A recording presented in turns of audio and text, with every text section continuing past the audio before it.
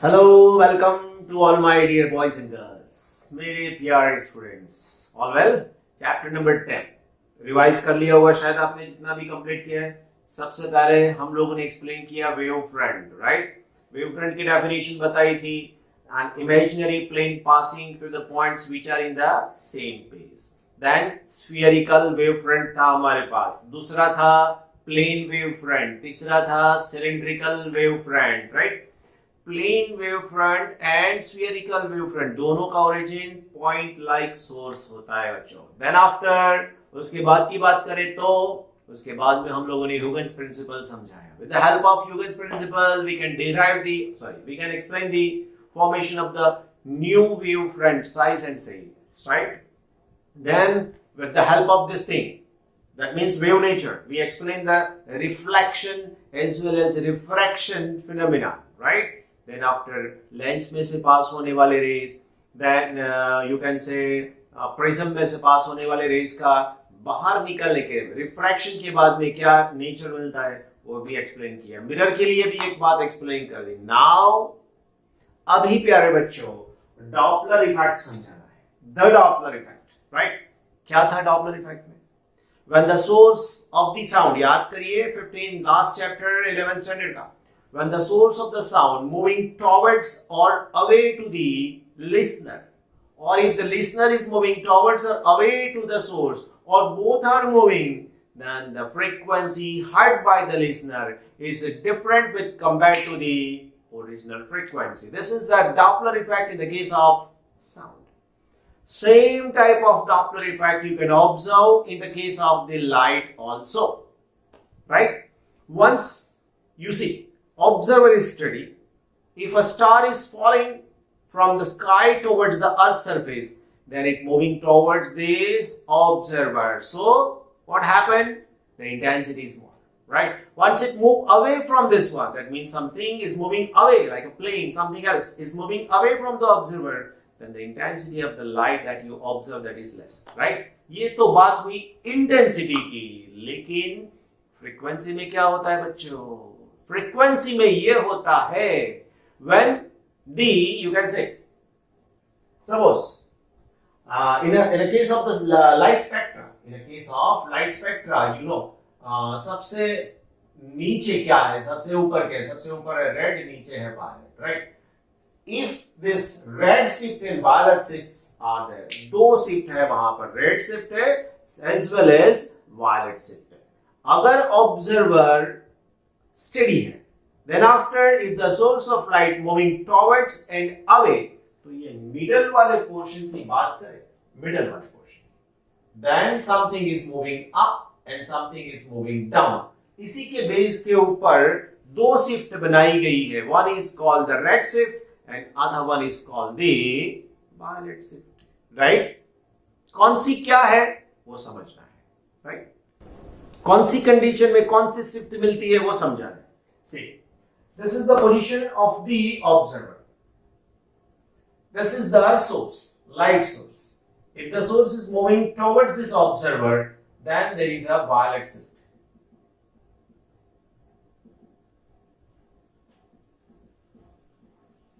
Right? If this is the observer and the source is moving away from it, then this is called the red shift. मतलब ये वाला portion ऊपर नीचे कहां पर जा रहा है वो ये लिखा है, ये रेड. मतलब ये एस्ट्रोनॉट्स ऐसी भाषा समझ सकते हैं. एस्ट्रोनॉट्स मतलब फिजिसिस्ट जो एस्ट्रोफिजिक्स जानते हैं उसको बोल सकते हैं, है कि नहीं प्यारे बच्चों, राइट? और बात समझानी है. जैसे हमारे पास डॉपलर इफेक्ट का एक पर्टिकुलर फॉर्मूला था, वैसा यहां पर भी एक फॉर्मूला है फ्रीक्वेंसी के चेंज का. And the formula is delta nu divided by nu is equal to v radial divided by c negative sign. आप बोलोगे सर ये कैसे आया? चिंता करने की आपको जरूरत नहीं. बहुत सारी फॉर्मूलाज ऐसी है जिसका डिस्क्रिप्शन समझना नहीं है, जिसका डेरिवेशन समझना नहीं है, सिर्फ फॉर्मूला का यूज समझना है. So delta nu by nu, that is what? That is a change in the frequency with the original frequency. It is depending on what? It is depending on the motion of the charge, motion of the moving, that means particle, or you can say that the source of the light. So this is the source of the light. And what is c? C is the light speed, right? तो ये formula में ये भी radial का मतलब ऐसा नहीं है कि वो सर्कुलर मोशन कर रहा है बच्चों। ये रेडियल मतलब बता रहा है कि कोई एक पर्टिकुलर की बात हो रही है। It is the line joining the observer and the source. तो ये दोनों को जोड़ती हुई लाइन के ऊपर मूवमेंट हो रही है वो बता रहा है। ओके, तो ये प्लस कब है माइनस कब है? When the source is towards this observer then it consider it plus and moving away then it is minus, right? Then आता दूसरी बात क्या है? तो दूसरी बात ये है कि ये कब सही है? When the speed of the light is less compared to the speed, when the speed of the source of the light, when the speed of the source of the light is less compared to the speed of the light, मतलब 3 into 10 raised to 8 से बहुत कम है। जैसे कोई car जा रही है 80 की स्पीड से, बहुत कम स्पीड है, तो ये स्पीड के लिए ये सब सही है। बट कोई कार रॉकेट उससे भी ज्यादा स्पीड वाला कोई ऑब्जेक्ट जा रहा है, तो उसके लिए आइंस्टाइन जो मैकेनिक्स था, रिलेटिव थियरी, उसका यूज करना पड़ सकता। तो यहां पर 3-4 पॉइंट्स को अब कंबाइन करोगे, then you can easily explain the whole thing related to the Doppler effect. Clear? अब इसके बाद में ये चैप्टर की सबसे इंपॉर्टेंट थियरी समझाने के लिए जा रहा हूं। कंसेप्ट एकदम क्लियर हो जाएगा और याद रहना भी चाहिए, राइट? प्रैक्टिकल अप्रोच है इसके थोड़ा। बच्चा party, next question is that coherent and incoherent addition of the waves. ये थियरी में कम से कम 10 या उससे ज्यादा, मतलब 10-12 वर्ड्स ऐसे नए आएंगे जो आपको समझना है। अभी ये दोनों आपको समझ में ही नहीं आने वाले, समझ लेना, लेकिन थियरी के एंड में समझ में आने वाले। उससे पहले आपको चैप्टर नंबर 15 का रेफरेंस दूं तो उसके अंदर सुपरपोजिशन प्रिंसिपल आपको समझाया था, उसकी बताओगे एक बात। दूसरा, वेवलेंथ की डेफिनेशन और उसके अंदर फेज डिफरेंस क्या होता है, अगर वो मान लिया, समझ लिया, तो आपका काम खत्म। सबसे पहले सुपरपोजिशन प्रिंसिपल क्या था? सुपरपोजिशन प्रिंसिपल से that if the two waves are travelling in the same direction like this is the first wave, you represent it by this way, right? ये first wave है, then the second wave is just superposed like this, then what about the resultant displacement? ये दोनों यहां पर है तो इसका resultant displacement क्या हो सकता है बच्चों? तो अगर इसका 3 है, इसका 5 है, तो इसका रिजल्ट हो जाएगा, सपोज समझो ऐसे, इसका डिस्प्लेसमेंट है y1 is equal to 3 centimetre, इसका डिस्प्लेसमेंट बोलूं तो y2 is equal to 5 centimetre. बच्चा पार्टी, इसका डिस्प्लेसमेंट आपको ऐसे मिलना चाहिए, reason this y is equal to y1 plus y2, so it is 3 plus 5, so it is 8 centimetre. ऊपर भी 8, नीचे भी 8। सो प्रिंसिपल क्या था? On the at a point of a medium, 2 or more wave get superposed, then the resultant displacement is the vector sum of the waves. उससे उल्टी भी बात हो सकती है, उल्टी बात करें तो see, this is the wave, ऐसा ही वेव, दूसरा वेव एग्जैक्टली ऐसा ही निकल के आ रहा है, exactly, then what about the result? Still no change at all, finish, बराबर। उससे उल्टा भी एक बात समझाओ कि एक वेव ऊपर ऐसा है, राइट, दूसरा वेव उसके नीचे ऐसा है, then what about the resultant effect? बच्चा पार्टी, रिजल्टेंट इफेक्ट इसकी ऐसी हो जाएगी, अगर ये 3 है, ये 1 है, तो ये हो जाएगा 2। बोलो, आया समझ में? So this is nothing but the superposition principle. दूसरी बात जो वेव के लिए ये पूरे चैप्टर में आपको याद रखनी है वो ये है, this is the maximum, this is the minimum, one is called the crest, other one is called the trough.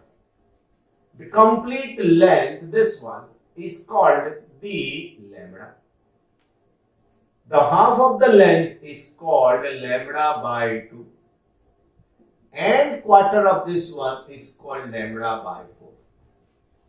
आया समझ में?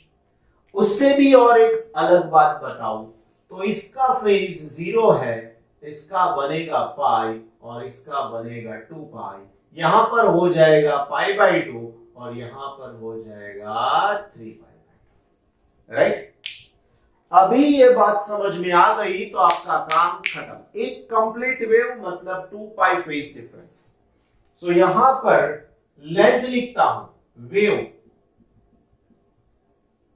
लेंथ लैम्बडा, तो ये फेज को कितना इक्विवेलेंट है, that is equal to 2 pi phase difference.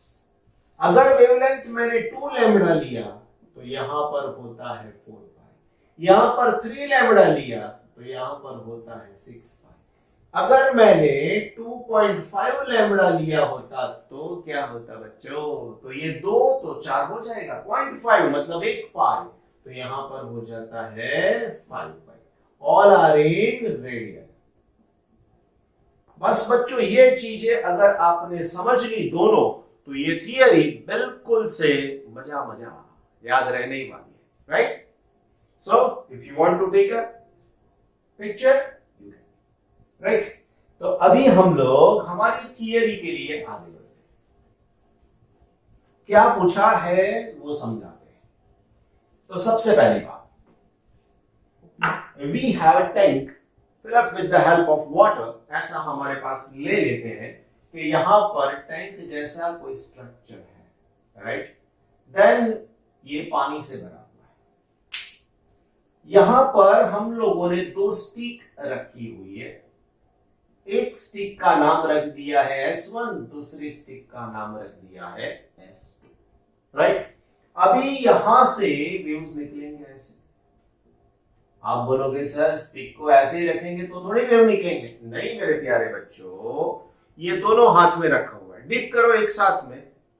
2 अलग अलग पर्सन रखेंगे तो तकलीफ होगी, एक ही पर्सन रखेंगे तो ये हो सकता है, राइट। दूसरी बात, अगर ऐसा नहीं करना है, then you connect the 2 rods, metal rod or you can say that a wooden rod, कुछ भी ले लो, then connect with the motor। तो उसके साथ में एक साथ में डीप होगा बाहर निकलेगा, डीप होगा बाहर निकलेगा, सिंक होगा बाहर निकलेगा। So this one will produce the waves on the surface of the water like this, and then at one time both the gates reach at point b. ऐसे पॉइंट के ऊपर पहुंचेंगे। अगर ये डिस्टेंस और ये डिस्टेंस सेम हुआ तो क्या हो सकता है, तो ये हो सकता है यहां पर you can say that S1P it is equal to S2P। तो बात ये होती है बच्चों कि ये दोनों का डिस्टेंस सेम, तो यहां से निकला हुआ पहला वेव, यहां से निकला हुआ पहला वेव सेम टाइम पे पहुंचेगा, दूसरा वेव भी सेम, चौथा वेव भी सेम। मतलब क्या होता है, मैक्सिमम के साथ में मैक्सिमम, मिनिमम के साथ में मिनिमम सुपरपोज होता है। And due to that reason the amplitude becomes maximum और amplitude becomes minimum. So the newer physical phenomenon gets occurred, and this type of phenomena is known as the interference of the light. Suppose the first wave that you will represent by the y1 is equal to a sin omega t. y2 is also same, it is also a sin omega. You can also write cos. यहाँ पर हम लोग cos लेते हैं, cos omega t। किसी को sin लेना है तो ले सकते हैं, कोई मना नहीं है। The resultant is y1 plus y2, my dear friends. And if it is y1 plus y2, then you can say that it is a cos omega t plus a cos omega t. So this is equal to twice a cos omega t, right? अभी intensity आपको मालूम है, intensity of the light is nothing but it is directly proportional to the square of its amplitude. तो उसके amplitude के square के साथ में directly related है। So यहाँ पर intensity I is directly proportional to amplitude. In our case, here it is I is proportional to a square. ऐसे है, आई बात समझ में, I is proportional to a square, that's it. तो अगर ये कंडीशन है तो मैं ऐसा लिख सकता हूं therefore, so इसको मैं I नॉट बोल देता हूं, I से। So therefore,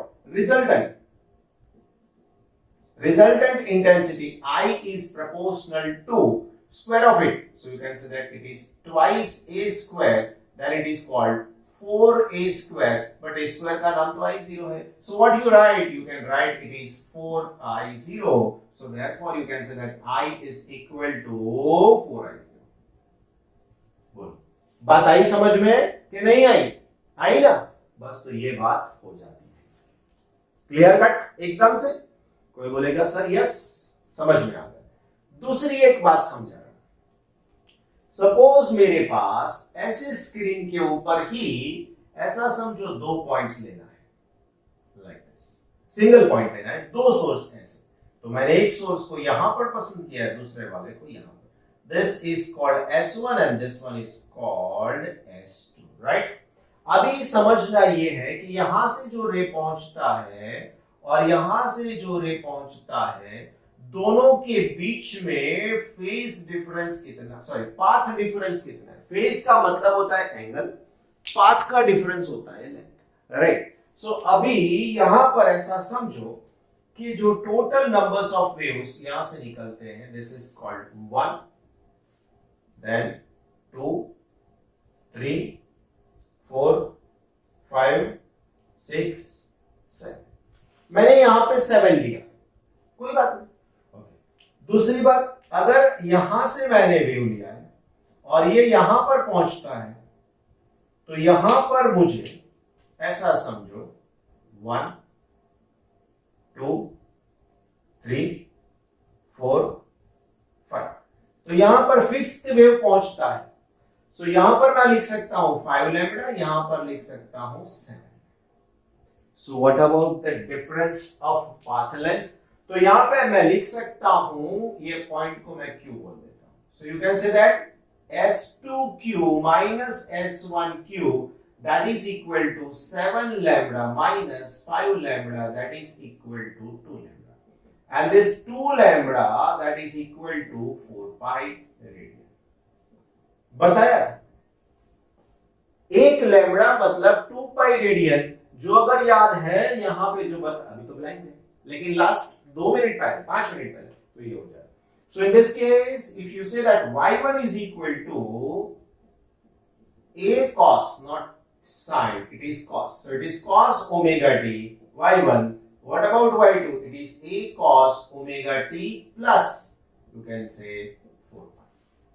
लेकिन 4 pi के साथ में आएगा बच्चों तो भी y2 is equal to a cos omega t ही बचेगा। So you can say that this y is equal to y1 plus y2, and again you are getting 2 cos omega t, twice a cos omega t, right? Then after what? तो अभी क्या होगा बच्चों इसके बाद में? तो इसके बाद में वही होगा जो आपको मंजूर होगा, नहीं तो आप ऐसा बोल सकते हो this I is equal to 4I0, right? Same frequency आपको फिर से बस इतना ही समझना। तीसरी एक बात बताओ, ऐसा नहीं है कि यहां से इस साइड में मिलेगा, इस साइड में भी जा सकते हो आप, नो इश्यू एट ऑल। तो अभी हम लोग यहां से ऐसे ले लें 2 पॉइंट और पहुंचाना यहां, राइट? तो देखो अभी हो रहा है ये वाला डिस्टेंस कितना होता है, जस्ट 1, 2, 3, 4, राइट? तो ये हो गया कंप्लीटली 4। अभी ऐसे ही इसको पहुंचना है यहां पर। So this is 1, 2, 3, 4, 5, 6 and half. तो क्या बोल सकते हो बच्चों? तो यहां पर बोल सकते हो this is 4 lambda and this is what, देखो 1, 2, 3, 4, 5, 6, it is 6.5 lambda, right? कितना भी ले लो कोई इश्यू नहीं है ना। Now what we will say? So here what is this point is called R. So here this is S1 and this is S2. So now it is S1P, sorry, S1R and minus S2R. This is equal to 6.5 lambda minus 4 lambda. This is 2.5 lambda. बोल अभी 2.5 lambda का मतलब समझाइए मुझे बच्चों। 2.5 lambda का मतलब क्या होता है? सो 2.5 लैम्बडा मतलब 5 पाई, समझाया था मैंने। ओके, अभी मैं लिखता हूं y1 is equal to a cos omega t plus 5 pi, y2 is equal to a cos omega t. That's it. दोनों के बीच का डिफरेंस ये है ना बच्चों, तो अभी ये मैं लिख सकता हूं it is equal to minus A cos omega t. बच्चों हुआ क्या, हुआ ये आपको मालूम पड़ जाएगा A minus A cos omega t then plus omega sorry A cos omega t, the result is 0. So therefore the intensity becomes 0. अभी फिजिक्स समझा रहा हूं, समझिए। फिजिक्स ये है कि ऐसे पॉइंट्स जहां पर इंटेंसिटी मैक्सिमम बन जाती है, ऐसे पॉइंट्स के ऊपर कंस्ट्रक्टिव इंटरफियरेंस होता है। जहां पर ऐसी कंडीशन होती है वहां पर डिस्ट्रक्टिव इंटरफियरेंस होता है। The condition is such that the resultant intensity becomes 0. The condition is such that the resultant intensity becomes maximum. हर बार ऐसा नहीं होता है, हर बार ऐसा भी नहीं, ऐसा नहीं। अलग अलग डिफरेंस के लिए, डिफरेंस कौन सा वाला, ये वाला, अलग अलग डिफरेंस के लिए अलग अलग कंडीशंस ओबे होती है, and according to that we are giving the names. One is constructive interference, that's one. Other one is the destructive interference, this one. समझाने के लिए बताए तो the constructive interference will occur and the result is the maximum intensity of the light. The destructive interference occur and the result is zero intensity or minimum intensity. हो गई बात खत्म? Good. अभी और एक बात इसके साथ में मैं जोड़ना चाहता हूं, और एक बात जहां पर हमको समझाना है, कंक्लूजन बताना है, ओवरऑल कंक्लूजन की बात करूं तो समझो, इफ कोई भी ले लूं, ये Q वाला पॉइंट ले लूं या P वाला, it's defined. So if S1P then S2P is equal to, you can say, n lambda, then there is a constructive interference. मतलब ये वाली condition. Okay, intensity becomes maximum, therefore I is equal to 4I0, ऐसा हो जाएगा। Again ये sign का मतलब क्या है, जो बड़ा है उसमें से छोटा निकालना है।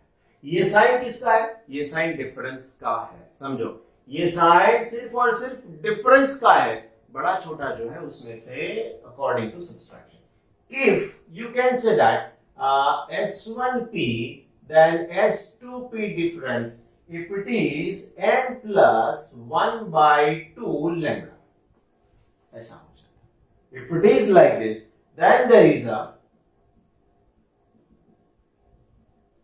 destructive interference and you know the resultant intensity becomes 0.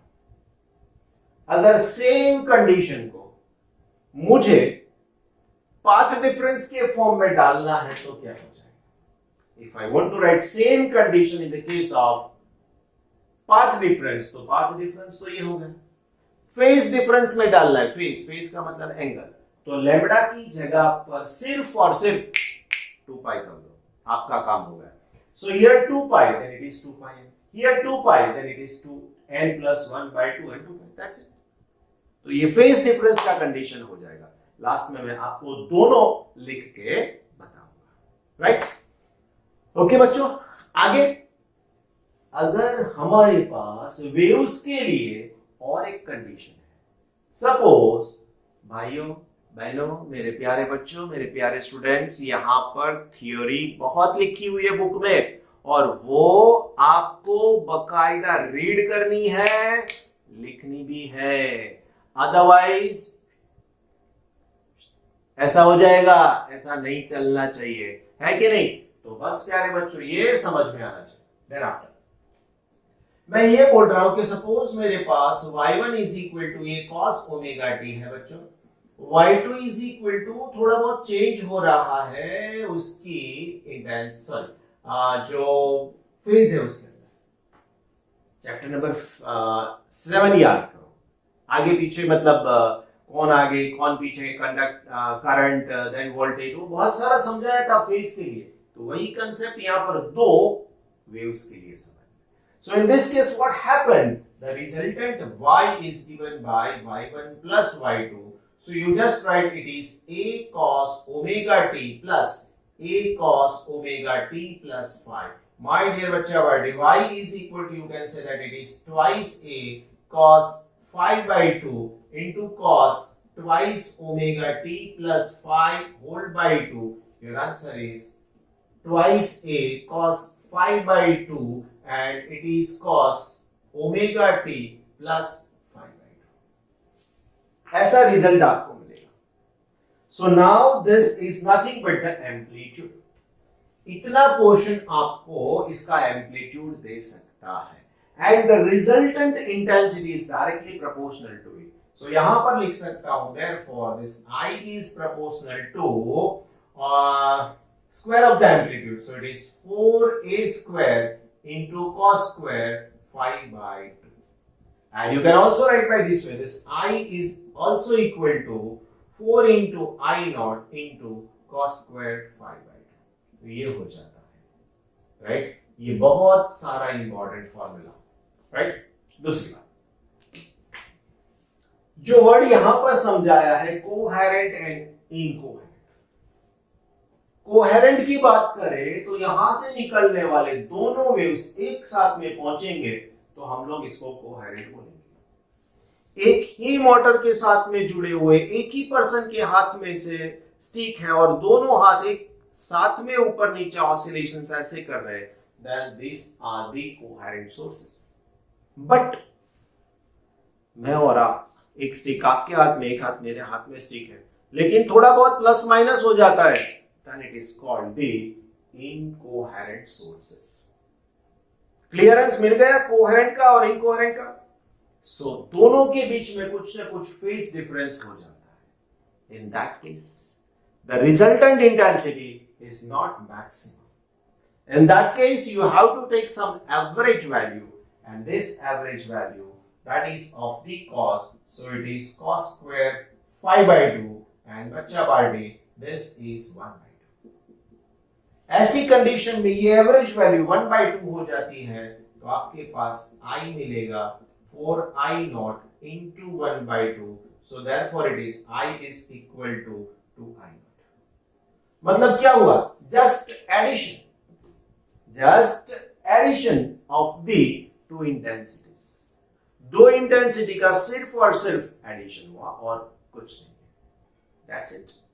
So coherent sources का मतलब क्या हुआ? The sources which have the same frequency and the frequency is not changed with the time, then this type of sources are known as the coherent sources. And what about incoherent? The incoherent sources, that means the sources which do not have the constant frequency, it will vary with the time, then it is known as the incoherent sources. Right? अभी मैं आपको ये दोनों condition, ये formula फिर से एक बार लिख के बता दूं ताकि जो सम्स है हमारे और एमसीक्यू के लिए बेस है वो ये दो कंडीशन और ये फॉर्मूला है ना. तो आपको जल्दी से याद करने में तकलीफ नहीं होगी, राइट? तो वाला बच्चों, मैं आपको बता रहा था path difference for what? For constructive interference.